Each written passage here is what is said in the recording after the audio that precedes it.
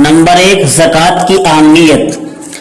علامہ شامی رحمۃ اللہ علیہ نے فتاوی شامی میں لکھا ہے کہ قرآن کریم میں 32 مقامات پر نماز کے ساتھ زکوٰۃ کو ذکر کیا گیا ہے، یعنی نماز پڑھنے کے ساتھ نماز پڑھنے کا حکم دینے کے ساتھ اللہ تعالیٰ نے زکوٰۃ دینے کا حکم بھی دیا ہے، جن میں سے 8 آیتیں تو مکی صورتوں کی ہیں جو مکہ میں نازل ہوئی، اور باقی آیتیں یہ مدنیہ صورتوں کی ہیں جو مدینے میں نازل ہوئی۔ زکوٰۃ کی لغوی معنی کیا ہے؟ زکوٰۃ کے لغت میں 2 معنی ہیں۔ نمبر 1، بڑھوتری اور زیادتی۔ اہل عرب بولتے ہیں زکا الزرع، کھیتی بڑھ گئی، تو اس بڑھوتری کے اعتبار سے علماء نے لکھا ہے کہ زکوٰۃ شرعی میں بھی اس کے لغوی معنی پائے جاتے ہیں، کیونکہ زکوٰۃ نکالنے سے مال میں برکت اور زیادتی ہوتی ہے۔ حدیث میں فرمایا ما نقص مال من صدقہ، صدقے سے کوئی مال کم نہیں ہوتا، گھٹتا نہیں ہے، بلکہ برکت اور زیادتی ہوتی ہے۔ اور بعض علماء نے کہا ہے کہ زکوٰۃ دینے کی وجہ سے ثواب میں زیادتی ہوتی ہے، وہ زیادتی کے معنی بھی مراد ہو سکتے ہیں۔ دوسرے معنی لغت میں ہے پاکی اور صفائی کے، طہارت اور تزکیہ، جیسا کہ اللہ نے قرآن میں یہ لفظ استعمال ہوا ہے قد افلح من زکاها یتلو علیہم آیاتہ ویزکیہم۔ اس اعتبار سے بھی معنی لغوی اس زکوٰۃ شرعی کے اندر پائے جاتے ہیں، کیونکہ زکوٰۃ سے بخل جیسی بری صفات سے انسان پاک صاف ہو جاتا ہے، بخل جیسی بری صفات سے پاکی اور صفائی کا ذریعہ بنتی ہے زکوٰۃ۔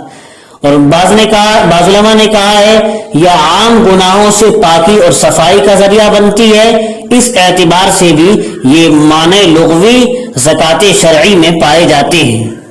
اور زکوٰۃ کی تعریف ہے تملیک مسلمین، کسی ایسے مسلمان شخص کو مالک بنانا جو فقیر ہو، تندرست ہو اور سید نہ ہو، ہاشمی نہ ہو، یعنی سید نہ ہو، بنیت امتثال امر خداوندی، اللہ تعالیٰ کے حکم کو پورا کرنے کی نیت سے، بشرط قطع المنفعت یعنی المملک، یعنی یہ تملیک اس طور پر ہو، مالک بنانا اس طور پر ہو کہ اس کے بعد اس مال زکوٰۃ میں مزکی کی کوئی منفعت باقی نہ رہے، زکوٰۃ دینے والا اپنا کوئی نفع اور کوئی ذاتی مفاد اس مال زکوٰۃ سے بعد میں نہ رکھے، بس اللہ کا حکم پورا کرنے کے لیے، اللہ کی رضا کے لیے زکوٰۃ دے، جس کو زکوٰۃ دی گئی ہے اس سے کوئی بعد میں اپنا مطلب وابستہ نہ رکھے۔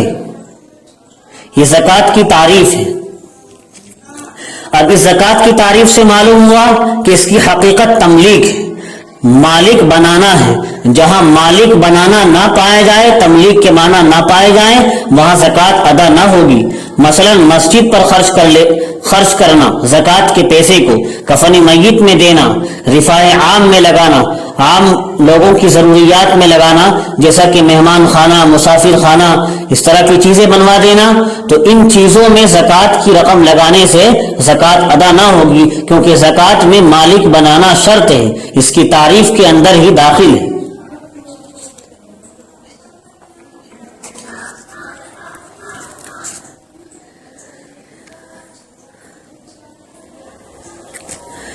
تیسری چیز، زکوٰۃ کے شریعت میں کیا مصالح ہیں، کیا حکم ہیں۔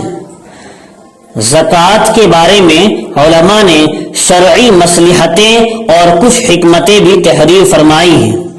نمبر 1، اپنے آپ کو گناہوں کی اور بخل کی گندگی سے پاک کرنا۔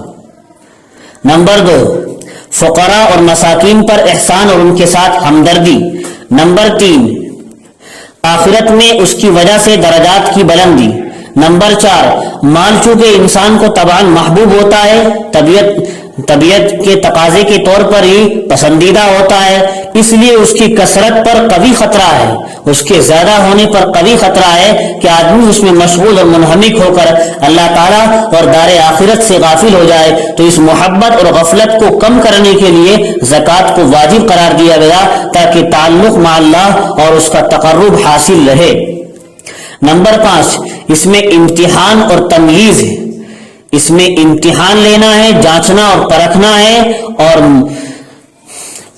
متمیز کرنا ہے، تمیز دینا ہے اس آدمی کو جو مطیع ہے اور اس آدمی کو جو غیر مطیع ہے، یعنی کون سا بندہ ایسا ہے جو اپنی محبوب چیز کو اللہ تعالیٰ کے لیے خرچ کرتا ہے اور کون نہیں کرتا ہے۔ نمبر 6، ایک فائدہ یہ بھی ہے جب فقراء کو ہر سال مالداروں کے مال میں سے ایک حصہ ملتا رہے گا تو ان کو اس سے 1 گنا تسلی حاصل رہے گی، جس کے نتیجے میں ارباب اموال کے مال فقراء کے ناجائز تصرف اور قہر سے محفوظ رہیں گے، ورنہ وہ لوگ زبردستی یا خیانت اور سرقے پر مجبور ہو جائیں گے، پھر وہ لوگ کہیں چوری کریں گے، کہیں امانت میں خیانت کریں گے، کہیں زبردستی چھیننے کی کوشش کریں گے، تو اس طرح کی چیزوں پر وہ مجبور ہوں گے فقراء جب ان کا حق ادا نہیں کیا جائے گا، جس سے ظاہر ہے زمین میں فساد پیدا ہوگا۔